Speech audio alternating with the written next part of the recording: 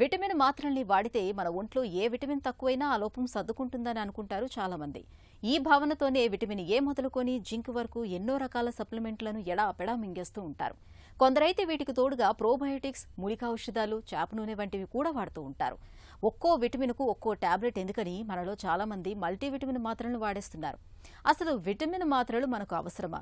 వీటితో ఏవైనా అనర్థాలు ఎదురవుతాయా? విటమిన్ సప్లిమెంట్ల వాడకం గురించిన పూర్తి వివరాల్ని డాక్టర్ని అడిగి ఇప్పుడు తెలుసుకుందాం.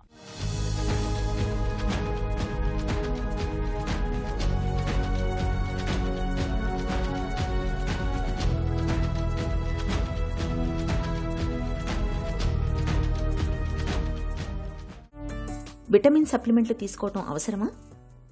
మోస్ట్ ఆఫ్ ద సప్లిమెంట్స్, పర్టికులర్గా విటమిన్స్ గురించి మాట్లాడుతున్నప్పుడు ఈ మధ్యకాలంలో లైమ్ లైట్లోకి వచ్చిన vitamins vitamin D and B12 చాలా ఇంపార్టెంట్ రోల్. ప్రెగ్నెంట్ ఉమెన్లో కూడా వీటికి చాలా ఇంపార్టెంట్ రోల్గా రీసెంట్ రీసెర్చెస్లో కనిపించింది. అయితే ప్రతి ఒక్కరూ వేసుకోవాలన్నా, రొటీన్గా వేసుకోవాలన్నా అనేది క్వశ్చన్ ఇక్కడ. మోస్ట్ ఆఫ్ ద సప్లిమెంట్స్ మనకి ఫుడ్ ద్వారా వస్తాయి. So healthy balanced diet, regular timings maintain చేస్తూ తీసుకుంటే డెఫినెట్గా మనకి సప్లిమెంట్స్ అనేది అవసరం లేదు. బట్ ఈ సప్లిమెంటేషన్ ఎలా తెలుస్తుంది? దాన్ని అనలిటికల్గా చూస్తే మనము బ్లడ్ పరీక్షల ద్వారా దీన్ని నిర్ధారించి, ఫర్ ఎగ్జాంపుల్ ప్రెగ్నెంట్ ఉమెన్ ఉన్నారు, వీళ్ళల్లో కామన్గా రక్తహీనత అనేది చాలా ఎస్టాబ్లిష్డ్ ఫ్యాక్ట్. ఇది ఒక సప్లిమెంట్. ఐరన్ సప్లిమెంట్ కావాలి అంటే చాలా న్యాచురల్ పద్ధతుల్లో మనకు ఐరన్ వచ్చే విధంగా ఉన్నాయండి. బెల్లము, నువ్వులు, ఆకుకూరలు, బీట్రూటు, క్యారెట్, ఇలా చెప్పుకుంటూ పోతే పెద్ద లిస్ట్ ఉంది ఐరన్ వచ్చే విధానాలు న్యాచురల్ పద్ధతుల్లో. సో వీళ్ళందరూ బ్యాలెన్స్డ్గా తిన్నప్పుడు ఈ రిక్వైర్మెంట్ అనేది మినిమైజ్ అయిపోతుంది. సో రొటీన్గా అందరికీ విటమిన్స్ వేసుకోవాలంటే ఆన్సర్ ఈస్ నో. ఎక్సెప్షనల్గా ఎక్కడ వాడతామంటే సడన్గా మనకి ఫ్లూ జ్వరం వచ్చింది, రికవరీ త్వరగా కావాలంటే కాస్త సపోర్టివ్గా supplementation of vitamins for a short period of duration, ఒక 5 days 1 week వాడడంలో మనకి డెఫినెట్గా బాడీలో ఇమ్యూనిటీ చేంజెస్ వస్తాయి. కాబట్టి అట్లాంటి పరిస్థితుల్లో సప్లిమెంట్స్ అనేది వాడచ్చు, కానీ బట్ ఇన్ జనరల్ రొటీన్గా తీసుకోవడం అనేది నాట్ రికమెండెడ్. విటమిన్ సప్లిమెంట్ల అవసరం ఎవరికి ఎక్కువగా ఉంటుంది?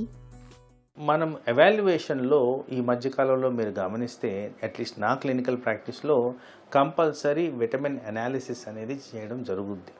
పర్టికులర్గా ఏదన్నా రోగనిరోధకి లోపించడం, అలర్జిక్ కండిషన్స్ రావడం, associated conditions like thyroid, diabetes ఇలాంటివి ఉన్నప్పుడు వీటిల్లో న్యాచురల్గా కొన్ని విటమిన్ లోపాలు అనేది మేము గమనిస్తూ వచ్చాం.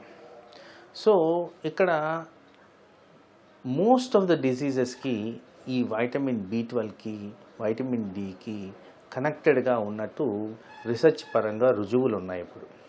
సో వీటిని అనలిటికల్గా అంటే ఆ రేంజెస్లో ఉన్నాయా లేవా అనేది చూసుకోవడం ఇంపార్టెంట్. ఎందుకంటే అధికంగా విటమిన్స్ ఇచ్చినా కానీ టాక్సిటీ వచ్చి బాడీ మీద తీవ్రమైన స్ట్రెస్ తీసుకొచ్చేదానికి ఆస్కారం ఉంది. కాబట్టి కంపల్సరీ అనలిటికల్గా వీటిని గమనించి ఎక్కడైతే అవసరమో అక్కడ వీటిని సబ్స్టిట్యూట్ చేయడం అనేది ఇంపార్టెంట్. డాక్టర్ సలహా లేకుండా సొంతంగా విటమిన్ సప్లిమెంట్లను వాడొచ్చా?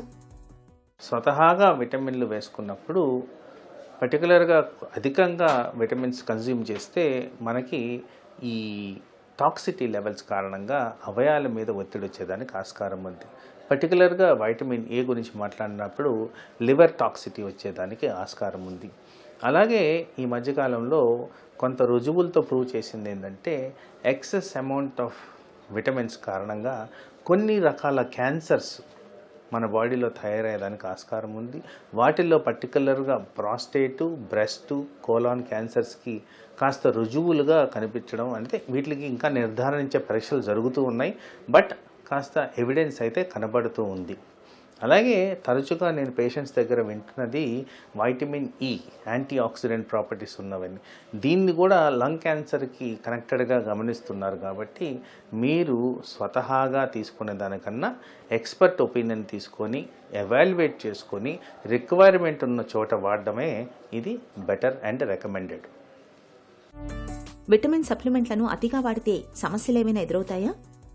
సో ఇన్ జనరల్ చాలా లూజ్గా వైటమిన్స్ మీద ఒపీనియన్ ఉన్నదనేది నాకు అనిపించింది.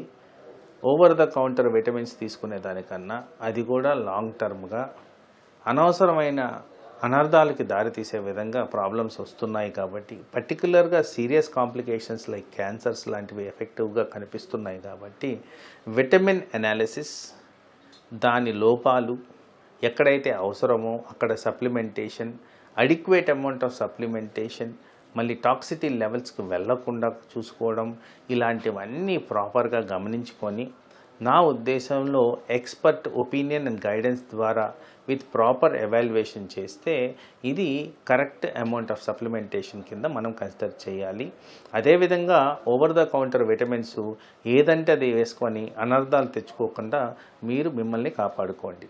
విటమిన్ సప్లిమెంట్లతో మేలు జరుగుతుందని వాటిని ఆహార పదార్థాలకు ప్రత్యామ్నాయంగా తీసుకోవటం మంచిది కాదు.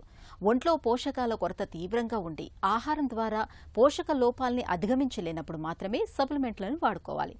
అది కూడా డాక్టర్ సలహా మేరకు మాత్రమే వాడుకోవాలి.